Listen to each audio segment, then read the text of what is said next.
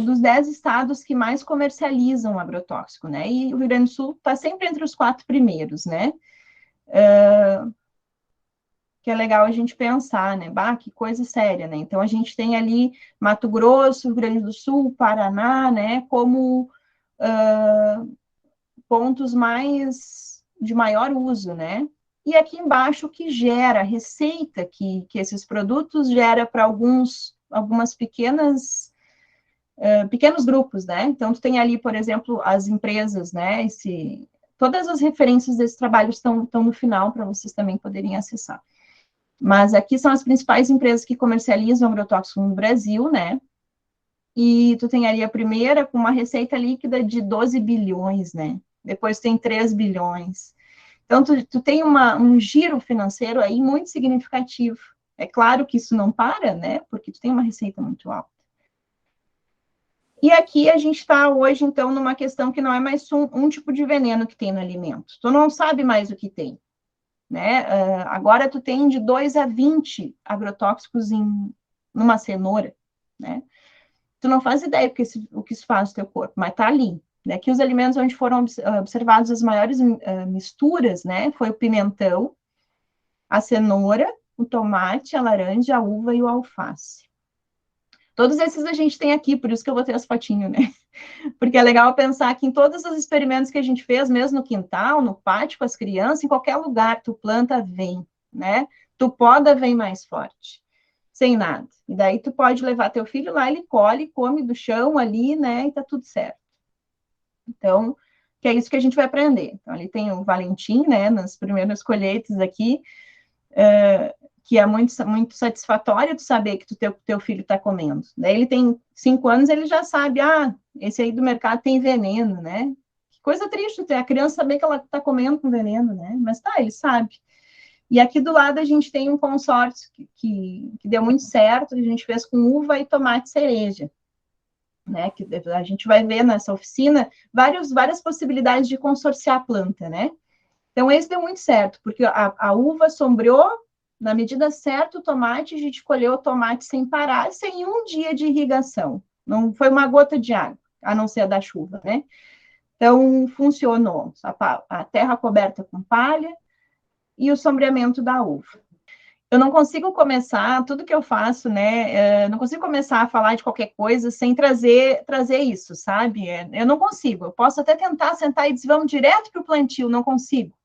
Porque ele tem um caminho afetivo, né? E de história, de contexto, que para mim é o que vai levar toda a outra parte, que a gente vai ver ao longo dos outros encontros, planta que pode plantar junto, planta que não, né? A gente vai entrar fundo nisso.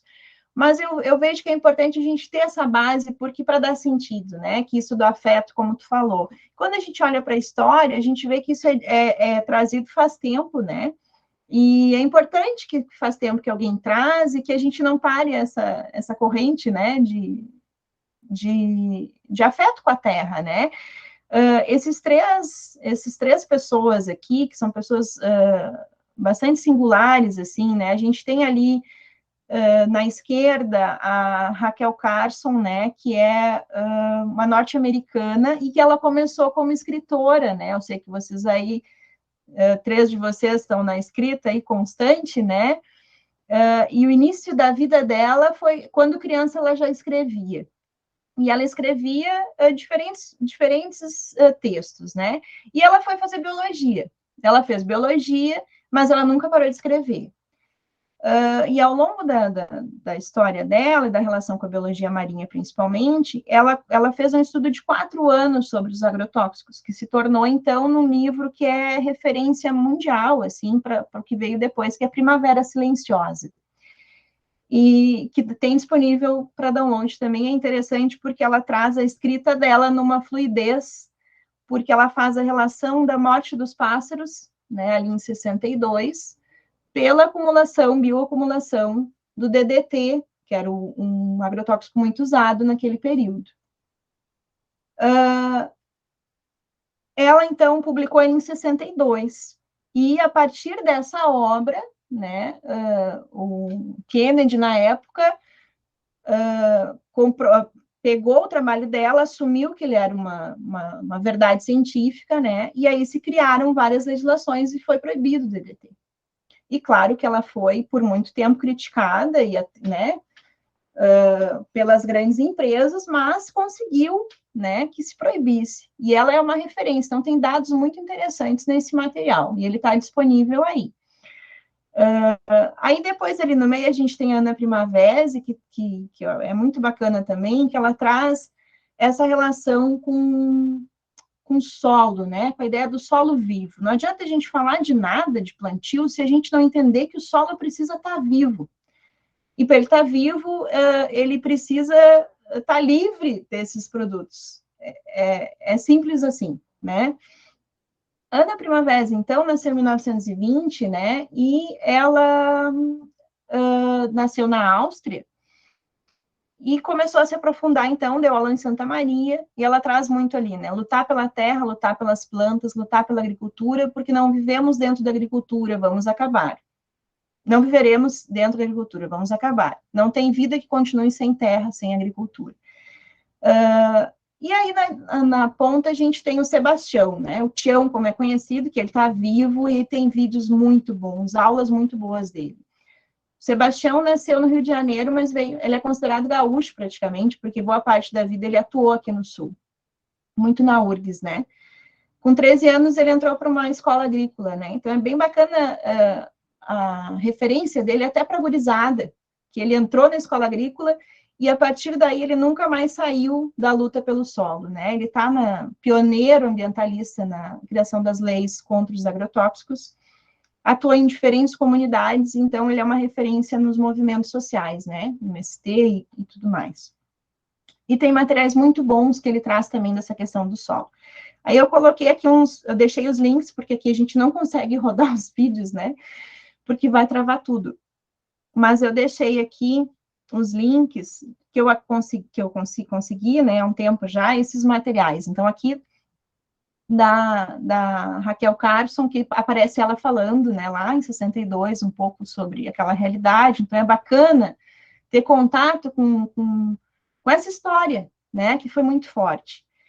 E ela traz, dentre as frases dela, né, o equilíbrio da natureza é baseado numa série de inter-relações entre os seres vivos e entre os seres vivos e seu ambiente. Não se pode invadir com força bruta e mudar uma coisa sem que muitas outras sejam mudadas.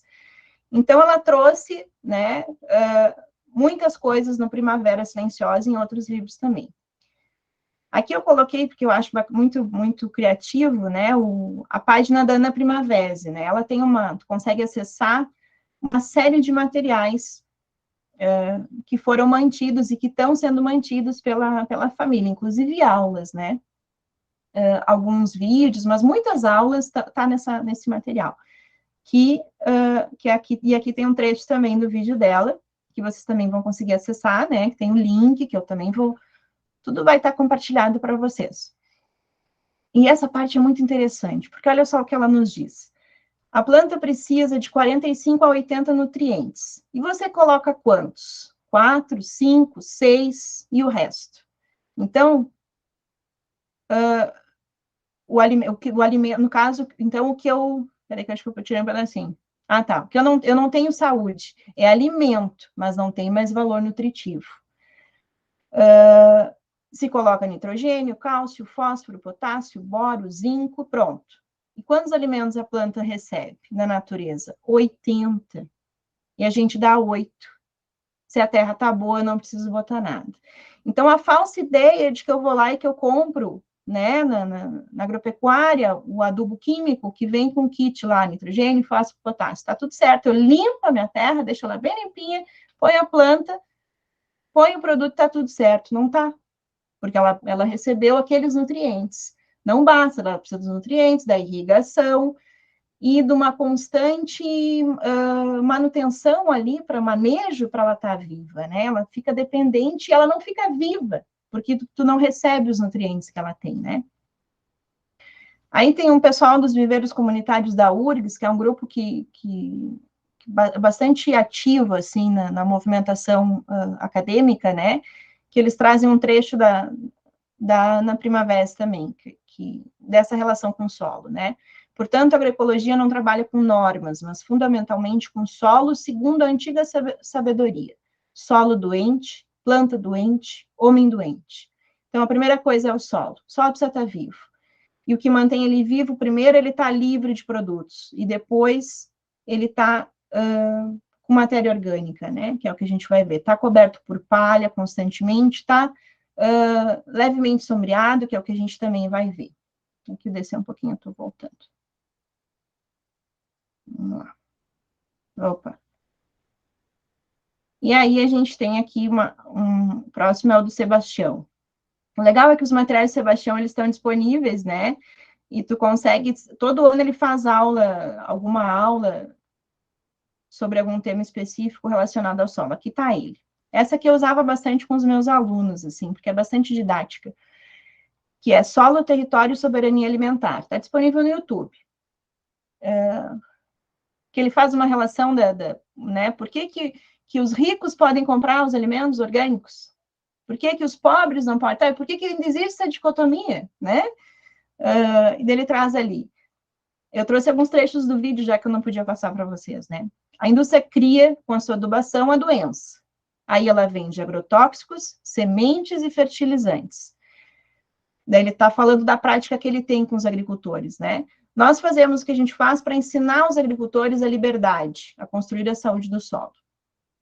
Já a indústria quer que somente ricos comam sem veneno. Ele traz o Boaventura de Souza Santos, né? Que diz que uma sociedade onde o rico pode pagar mais caro e o pobre é obrigado a comer pior não é democrática, né? Então, ele não é só agrônomo, ele traz muita carga junto e muita poética na fala dele, assim, também, né? Aqui desceu de novo.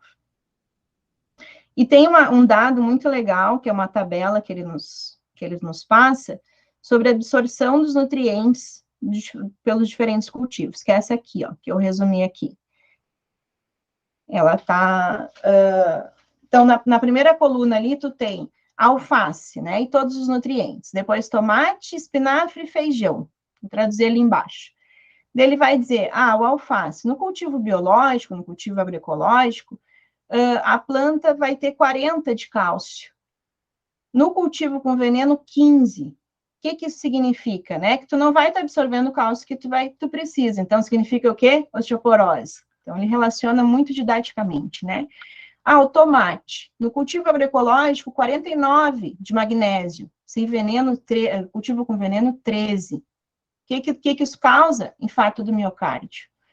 Espinafre, cultivo biológico, 1938 de ferro. Cultivo convencional, 1. O que tu tem aí? Anemia. E espinafre, gente, é uma coisa incrível de cultivar, né? Porque espinafre tu põe na terra e ele vai. Ele se espalha. E daí de um raminho tu faz outro, que tu come espinafre sem parar. E daí ele ainda diz, por que a gente não conhece essas tabelas? Porque não é honestidade no mercado, né? Aí, ali do lado, eu coloquei, né? Um agricultor que cultiva o solo com saúde é um cardiologista, porque ele cuida do primeiro coração da humanidade. E em cima, eu coloquei o que a gente vai ver nas próximas aulas, né? Existem formas de cultivar onde todas essas plantas que ele traz aí são cultivadas consorciadas. E tu tem um número X por canteiro, que a gente pode botar o milho aí junto, né? E cada um deles tem um extrato que recebe mais ou menos sol e um ciclo. E o canteiro nunca fica vazio.